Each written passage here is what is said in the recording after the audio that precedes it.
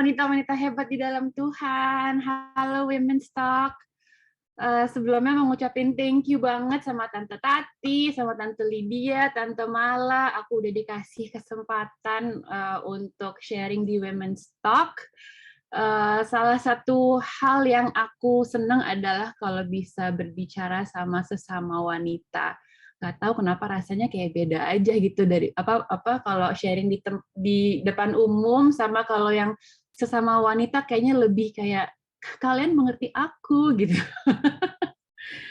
Karena the way we go to struggle biasanya mirip-mirip, cara berpikirnya juga mirip-mirip, emosi naik turunnya juga mirip-mirip ya ibu-ibu, bener ya. Oke, aku mau share screen dulu. Sebelumnya aku mau minta maaf karena warna kesukaan aku warna pink, jadi nanti slide-nya warna pink semua. Nggak apa, kita cewek-cewek di sini ya, Kanoni ya, sesama pencinta pink. Oke. So, thank you banget tadi Kanoni udah pimpin kita dalam worship. Aku percaya God's presence is always with us. Dan aku hari ini mau bertanya, siapakah di sini wanita-wanita yang hidupnya lagi bermasalah? Aku. Atau mungkin kita ganti deh kata masalah kayaknya gimana gitu ya. Siapa yang di sini hidupnya lagi menghadapi struggle? I think our whole life is a never-ending struggle ya. Thank you yang udah raise hand. Mungkin di sini ada yang lagi mengalami struggle dalam keluarga, atau struggle dalam percintaan. Mungkin lagi ada masalah hubungan sama suami, atau masalah hubungan sama anak-anak. Atau sekarang lagi mau musim masuk sekolah, jadi kadang lagi ada keluarga-keluarga yang struggle dengan keuangan karena kayak aduh harus bayar uang sekolah, masuk SD, SMP, SMA, mau sekolah mahal banget. So many struggles in our life. Bahkan ada yang mungkin lagi mengalami dengan struggle kesehatan juga di masa pandemi ini. Buat yang lagi positif, semangat, semoga cepat sembuh. Ibu-ibu jangan lengah ya, karena dengar-dengar angkanya lagi naik lagi, but we know apapun yang lagi terjadi, Tuhan tetap bersama kita. Amin. Dan siapa di sini yang kadang suka merasa, aduh kayaknya problema kehidupan tuh nggak kelar-kelar ya. Baru selesai menghadapi struggle yang ini, langsung muncul lagi struggle berikutnya, masalah berikutnya. Kayaknya rasanya kayak nggak dikasih nafas. baru dapat breakthrough, udah ada permasalahan berikutnya. Pernah nggak di sini kita merasa saking masalahnya tuh selalu beruntun, struggle-nya selalu bertubi-tubi, sampai-sampai pas lagi ada masa tenang nih, lagi merasa tenang, lagi nggak ada masalah, terus langsung overthinking, langsung ngerasa, aduh, kok hidup gue baik-baik aja ya, jangan-jangan bentar lagi bakal ada masalah datang nih. Jangan-jangan what's next nih Tuhan, ada apa lagi yang terjadi? Kadang kita sebagai orang Kristen suka berpikir seperti itu ya, karena kita tahu our struggle akan membawa kita semakin dekat ke Tuhan, jadi merasa kalau lagi nggak ada apa-apa, jangan-jangan mau ada apa-apa nih, mau ada apa nih Tuhan gitu. Jujur aku pernah merasakan ini sekitar setahun lalu lah, di awal tahun, waktu itu masih ada Radit.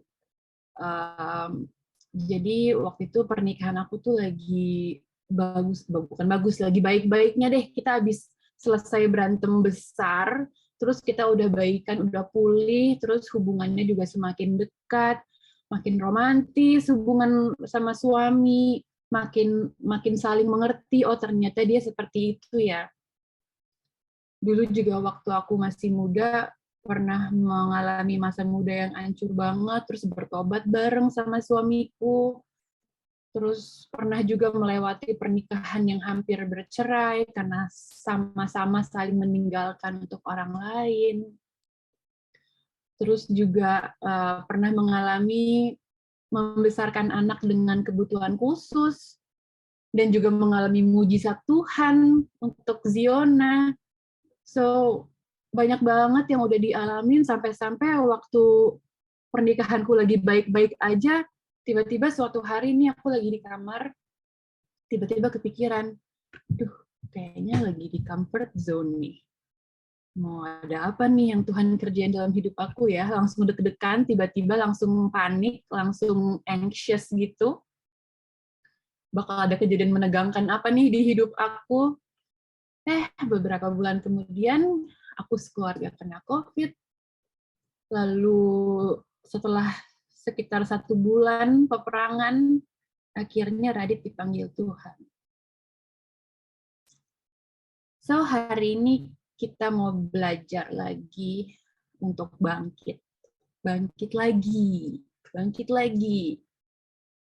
Bahwa nggak ada satu hal pun di hidup kita, separah apapun itu, yang bisa menjadi alasan buat kita nggak mau bangkit. Kita akan lihat di Alkitab di Yohanes 20 ayat 21 sampai 22. Maka kata Yesus sekali lagi, damai sejahtera bagi kamu. Sama seperti Bapa mengutus aku, demikian juga sekarang aku mengutus kamu. Dan sesudah berkata demikian, ia mengembusi mereka dan berkata, terimalah Roh Kudus. Jadi ini ceritanya setelah Tuhan Yesus bangkit, dan dia mengutus murid-muridnya, dan dia bilang, sama seperti Bapa mengutus aku juga sekarang mengutus kamu. Dan dia mengembusi dan berkata, terimalah Roh Kudus. Bisa bayangin nggak, ibu-ibu, wanita-wanita di sini,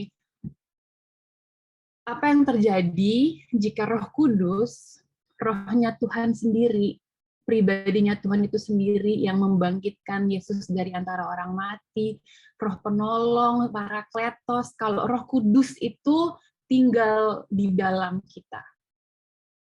Kita semua tahu ya ayat yang bilang bahwa barang siapa percaya kepada Tuhan akan melakukan juga pekerjaan-pekerjaan yang aku lakukan, bahkan pekerjaan-pekerjaan yang lebih besar daripada itu. So, kita udah punya Roh Kudus, kita juga Tuhan bilang bakal melakukan pekerjaan yang besar. Terus apa dong yang bikin kita susah bangkit? Kenapa kita kayaknya nggak mau bangkit?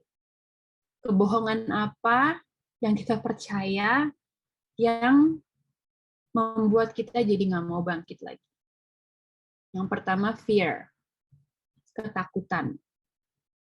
Takut gagal, takut perubahan, takut disalah mengerti, takut ketahuan, takut dijudge. Semua ketakutan-ketakutan itu kalau kita ladenin, if we entertain our fear, habis itu rasa bersalah dan malu. Karena udah takut, aku merasa takut ini, takut itu, itu bisa langsung berubah jadi rasa bersalah dan malu atau shame. Malu, merasa nggak layak, merasa nggak cukup baik, merasa nggak cocok, kayaknya nggak sesuai deh sama aku, kayaknya aku nggak mungkin bisa deh ngelakuin itu. Kayaknya bukan ini deh yang Tuhan mau dalam hidupku gitu. Merasa nggak cukup baik. Dan pada akhirnya, setelah kita fear, kita shame, kita jadi kurang percaya. Jadi kurang beriman. We have doubt. Kita jadi nggak yakin, kayaknya sesayang-sayangnya Tuhan, nggak mungkin dia bisa mengasihi seseorang yang udah berdosa parah kayak aku. So, gila, aku kemarin habis menghujat Tuhan, aku habis mempertanyakan keberadaan Tuhan dalam hidup aku, mana mungkin sih Tuhan masih sayang sama aku. Jadi hanya karena bermula dari ketakutan kita, yang sometimes kita cuma buat-buat aja di pikiran, Bermula dari ketakutan kita, ujung-ujungnya kita jadi mengecilkan karya salib Tuhan. Seakan-akan karya Kristus mati di kayu salib, turun ke dalam kerajaan maut, bangkit, itu semua nggak mempan untuk mengubahkan hidup kita. Apakah karya salib Tuhan that small? Pasti kita di sini bisa relate ya.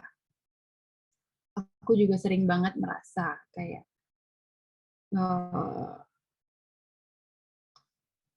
aduh, hidup aku udah hancur banget, aku jatuh lagi. Nggak jatuh di dosa yang itu sih, tapi sekarang jatuh di sini, jatuh di situ. Kayaknya aku nggak layak lagi deh beri kasih Tuhan. Atau misalnya ibu-ibu dari mungkin yang punya anak-anak masih kecil, aku hari ini habis ngebentak anakku lagi. Aduh, aku jadi merasa jadi ibu yang gagal. Tuhan pasti sedih deh ngeliat aku, ngeliat ibu macam ini yang kasar sama anak-anaknya. Coba kita lihat ya di Alkitab, apa responnya Tuhan terhadap kegagalan manusia. Jadi di Alkitab itu kita tahu, di Alkitab is full with stories tentang kegagalan manusia. Dari Adam dan Hawa, mereka jatuh di Taman Eden, terus ada ceritanya Yakub juga yang berbohong dan tidak percaya diri dengan dirinya sendiri. Dia pikir dia nggak bisa melakukan banyak hal kalau dia menjadi dirinya sendiri. Ada ceritanya Daud juga yang jatuh di perzinahan, terus perencanaan pembunuhan. Di Perjanjian Baru dong, siapa yang di sini udah nonton The Chosen? Aku suka banget series The Chosen itu. Dan kalau ibu-ibu di sini nonton The Chosen, kalian bisa lihat ya di seri itu penggambaran tentang murid-muridnya Tuhan Yesus tuh kayak nggak bagus banget gitu. Benar-benar terlihat bahwa murid-muridnya Tuhan Yesus pun manusia yang sangat-sangat tidak sempurna, dari yang ngutang lah keluarganya, dari yang mau mencari keuntungan sendiri, nggak percaya. Pokoknya aku senang banget sih karena di The Chosen ini aku suka banget cara dia menggambarkan pribadinya Yesus, menggambarkan kisah para murid-murid walaupun it's not 100% persis dengan Alkitab, tapi aku suka aja nontonnya. Cuman di situ kelihatan banget tentang murid-muridnya Tuhan Yesus yang memang kurang banget mereka dengan segala macam kekurangan mereka. Dan di Lukas 9 ayat 1 sampai 6 ini adalah cerita tentang Yesus pertama kali mengutus ke-12 rasul. Maka Yesus memanggil ke-12 muridnya, lalu memberikan tenaga dan kuasa kepada mereka untuk menguasai setan-setan dan untuk menyembuhkan penyakit-penyakit.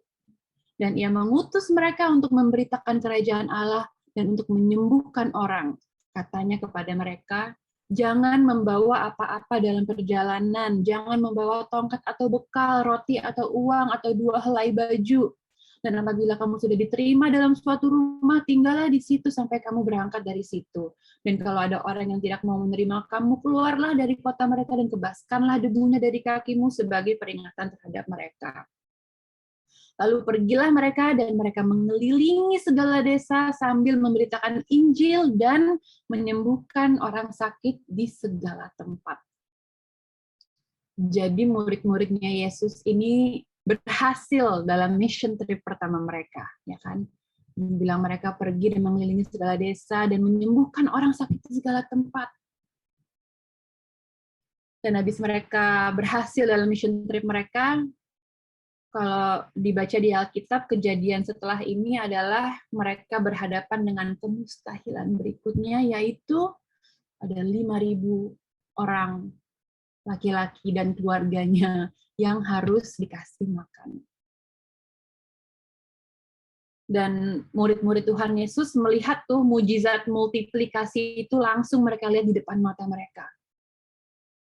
Jadi mereka udah berhasil mission trip, menyembuhkan orang, memberitakan Injil, mereka melakukan mujizat multiplikasi, mereka benar-benar lagi kayak, wah berapi-api banget. Muncullah kesombongan di antara para murid. Ngerasa paling keren kan, muridnya Tuhan Yesus, langsung 24 jam bersama Tuhan Yesus, bobo bareng, makan bareng, ngobrol bareng. Muncul kesombongan, dan kita semua tahu ya apa yang diperdebatkan sama para murid-murid itu.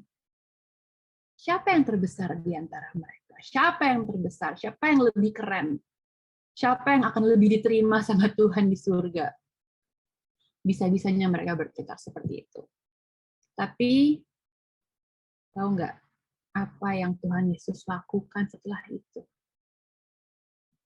Di Lukas 10 kita bisa baca ayat 1.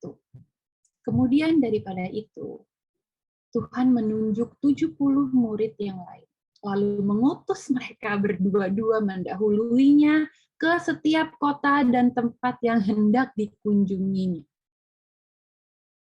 Aneh ya? Kalau kita manusia kan, misalkan kita melakukan sesuatu, terus kita memakai metode tertentu nih, terus ternyata nggak berhasil, ya pasti kita akan mencoba metode yang lain dong. Contohnya misalnya kita memberikan kepercayaan 100% sama suami kita. I trust you with everything. Kita kasih kebebasan. Lalu tiba-tiba ketahuan kalau dia selingkuh. Biasanya berarti karena kita kasih kebebasan terus dia selingkuh, berarti kedepannya kita nggak mau lagi kasih kebebasan 100%. Malah nggak dikasih kebebasan sama sekali. Kita kepoin, kita curigain terus. Semua password kamu aku harus tahu. Nggak boleh dikasih kebebasan lagi, karena ternyata kalau dikasih kebebasan malah jadi bablas. Kita harus ganti metode. Itu cara pikir manusia. Kalau Tuhan beda. Kalau Tuhan malah melakukan hal yang sama. Menunjuk 70 murid yang lain, lalu mengutus mereka berdua-dua mendahuluinya. Yesus tidak bergerak dengan kesalahan. Dia bergerak dengan kebenaran. So, Yesus tahu kalau Roh Kudus, kalau Roh Tuhan bersama dengan murid-murid yang dia utus, mereka pasti akan berhasil. Jadi Tuhan juga tahu kalau Roh Kudus tinggal dalam hidup kita, itu akan memampukan kita untuk melakukan hal-hal yang terlihat mustahil atau terasa mustahil. Amin. Kita ini semuanya dipanggil untuk melakukan kemustahilan. Kita semua ini dipanggil untuk membuat kemustahilan bertekuk lutut di bawah nama Yesus. Tapi tentunya bukan kemustahilan yang untuk memenuhi keegoisan kita, ya. Bukan kemustahilan yang kita bikin-bikin untuk menguntungkan kita, terus kita bilang, doa nama Yesus, no. Tapi kemustahilan yang kita bisa lakukan adalah kemustahilan yang membawa surga ke bumi, yang memenuhi rencana Tuhan di bumi lewat hidup kita masing-masing. Makanya tadi di awal aku sempat tanyakan, kenapa kita susah bangkit?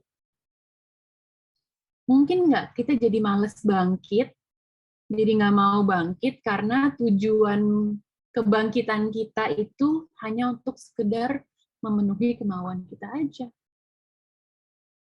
Makanya kita jadi mager, males gerak. Ya udahlah, gini-gini aja lah hidup kita lah, nggak usah be a better version of me, biarin aja kayak gini terus aja. Karena tujuan kebangkitan kita bukan untuk Tuhan, tapi untuk diri kita sendiri. Tapi kalau kita sadar bahwa hidup kita itu dipanggil untuk melakukan hal-hal yang impossible, melakukan hal-hal yang besar, pekerjaan-pekerjaan yang lebih besar dari apa yang Tuhan Yesus sudah buat,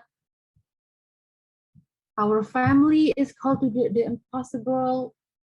Our own self, diri kita masing-masing is called to do the impossible. Kalau kita melakukannya untuk Tuhan, kita jadi semangat untuk bangkit. Kita semangat untuk bangkit karena kita tahu Roh Kudus tinggal dalam hidup kita, and it's not for me, tapi it's for God. Aku pengen cerita sedikit tentang apa yang lagi aku lewati akhir-akhir ini. Tadi di awal aku udah sempat ceritakan bahwa waktu itu kehidupan keluarga aku lagi diberkati banget lah sama Tuhan. Rasanya lagi berbunga-bunga, lagi baik, lagi penuh iman, lagi beriman, lagi romantis-romantisnya sama suami, lagi sering pelayanan bareng. Lalu tiba-tiba cerita hidupku berubah total. Tadi dipanggil Tuhan, tiba-tiba aku jadi single mom of 4. Hari-hari pertama tanpa suami itu rasanya benar-benar aku cuma pengen ngumpet di kamar, di rumah, boro-boro rasanya mau bangkit, mau keluar dari tempat tidur aja benar-benar nggak ada tenaga. Aku baru-baru ini habis urus itu kartu keluarga sama KTP. Pas ke kelurahan ngurus segala macam surat-surat, dapatlah KTP baru kan. Tulisannya sekarang statusnya udah bukan menikah lagi. Sekarang tulisan statusnya cerai mati. Aduh, itu kemarin aku di kelurahan aku nangis. Aku duduk diam, aku nangis kayak, "Hah, kok aku cerai sama suamiku?" Itu benar-benar sesuatu yang bikin aku kemana-mana lah pikirannya. Tapi sekarang aku ada di sini loh, ibu-ibu. Bahkan aku sekarang jadi gembala di gereja aku. Kadang mendengar istilah Pastor Joanna itu buat aku masih sesuatu yang agak menggelikan, karena kayak aku nggak nyangka sekarang aku ada di posisi ini sekarang. Aku bisa sharing mengenai kebaikan Tuhan. Anak-anakku bertumbuh sehat, Ziona udah bisa jalan, udah bisa berenang. So many things has happened this past year. Dan kalau ada yang suka tanya sama aku, Mama Jo hebat ya, bisa bangkit lagi. Sejujurnya sih aku masih terus berproses ya sama rasa kehilangan ini. Aku bisa bilang aku belum 100% bangkit. Tapi faktor terbesar yang membuat aku bisa ada di sini sekarang adalah aku sadar bahwa memang aku kehilangan suamiku, tapi aku nggak pernah kehilangan Tuhanku.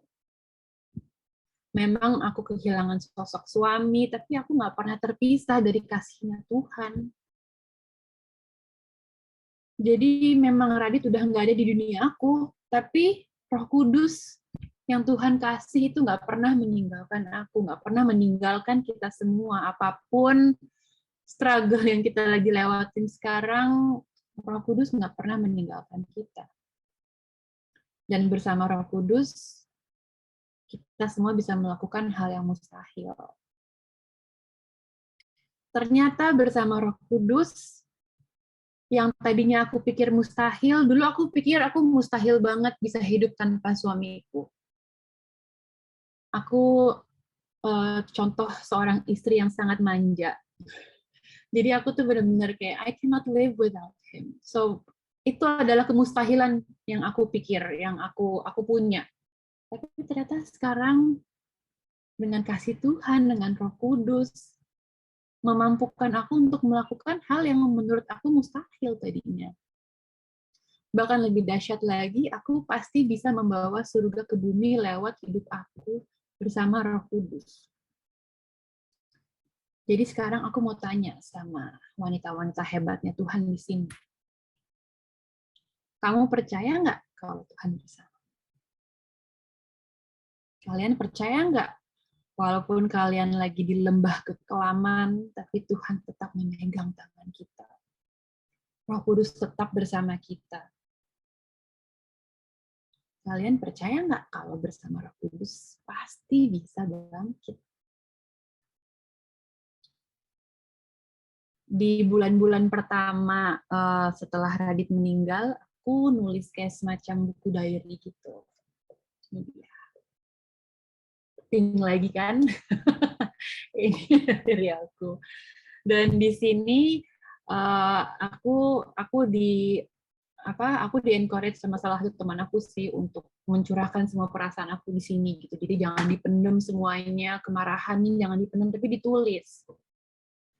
Akhirnya aku tulis semua kemarahan aku sama Tuhan, semua pertanyaan aku sama Tuhan ada di sini. Dan kemarin aku habis beberapa hari yang lalu aku bisa buka lagi ini dan aku baca lagi jurnal aku waktu awal-awal itu dan gila benar ya. Kata-katanya di sini parah banget, bener-bener marah-marah, mengumpat dan segala macam. Apakah Tuhan dendam sama aku? Apakah Tuhan merasa sakit hati pas dia baca buku diary-nya Joanna dibaca? Ah, gila, anak aku bisa berpikir seperti itu tentang aku. Apakah Tuhan merasa aku udah nggak layak lagi menerima kasih Tuhan gara-gara ngata-ngatain Tuhan di sini? Atau mungkin aku harus bakar buku ini karena ini buku maksiat, nggak boleh ada yang tahu tentang buku ini. Kasih Tuhan nggak semurah itu ya, ibu-ibu. There is nothing that we can do that can make him love us less. Buku ini bakal aku simpen seumur hidup karena setiap kali aku baca kata-kata aku di sini, aku malah jadi semakin diingatkan tentang kasihnya Tuhan yang gak terbatas. Bahwa Tuhan menerima kita dengan segala kebobrokan kita, kekurangan kita, tapi dia nggak bergerak dengan kesalahan kita, dia bergerak dengan kebenaran, dia tetap panggil kita, dia tetap tuntun kita, dia tetap ampuni kita, dan itulah kasih Tuhan yang seperti itu yang memberi kita kekuatan untuk mau bangkit. Karena it's not for us anymore, but it's for God. Jadi saat kita mau sepakat sama kasih Tuhan dalam hidup kita, di situ kita akan mempunyai kekuatan untuk bangkit. Ya mungkin bangkitnya nggak langsung 100%, nggak langsung berdiri tegak, berlari. Take it slow aja. Small step, selangkah kecil, selangkah kecil. Yang penting kita sadar kita melangkah bersama Tuhan. Amin.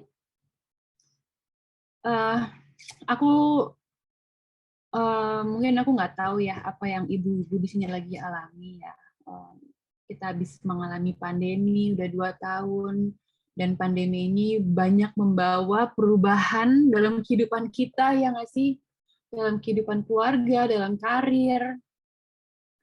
Ada yang mungkin makin dekat sama suaminya, ada yang mungkin malah jadi berantem terus, atau hubungan sama anak-anak, ada yang semakin dekat.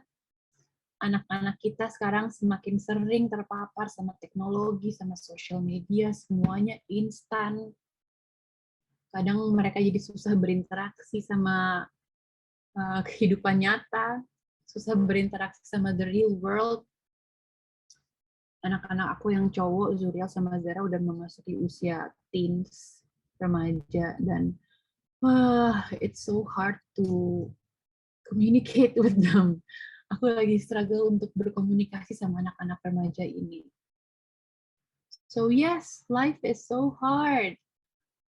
Kayaknya struggle-nya tiada henti, bertubi-tubi, ada lagi dan ada lagi. But nothing is impossible if we walk with the Holy Spirit. Amin. Aku mau tutup dengan ayat ini dari Yesaya 41 ayat 10. Janganlah takut sebab aku menyertai engkau. Janganlah bimbang sebab aku ini Allahmu. Aku akan meneguhkan, bahkan akan menolong engkau. Aku akan memegang engkau dengan tangan kananku yang membawa kemenangan. Jadi bersama Tuhan kita akan menang. Amin. Ibu-ibu, wanita-wanita hebat. Aku sudah selesai. Yuk kita berdoa. Let's pray. Terima kasih Bapa di surga. Terima kasih Tuhan Yesus. Terima kasih Roh Kudus. Thank you for everything yang telah terjadi dalam kehidupan kami. Terima kasih untuk semua masa lalu kami, semua trauma yang kami alami. Thank you for everything yang membawa kami kepada momen ini, hari ini bersama dengan Tuhan. Kami percaya bahwa rancangan Tuhan nggak pernah salah dalam kehidupan kami. Kami percaya bahwa kehidupan kami itu dilindungi dan dibungkus sama kasih Tuhan. Kami juga percaya bahwa kami bisa melakukan hal-hal besar bersama Tuhan lewat kehidupan kami.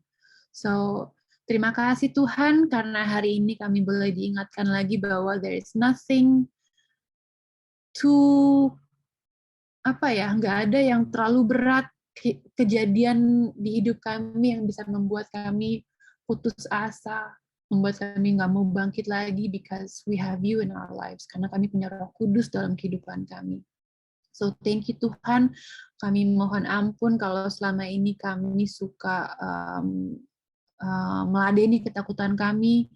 Kami minta ampun kalau selama ini kami mungkin mempertanyakan kebaikan Tuhan, mempertanyakan karya Tuhan dalam hidup kami.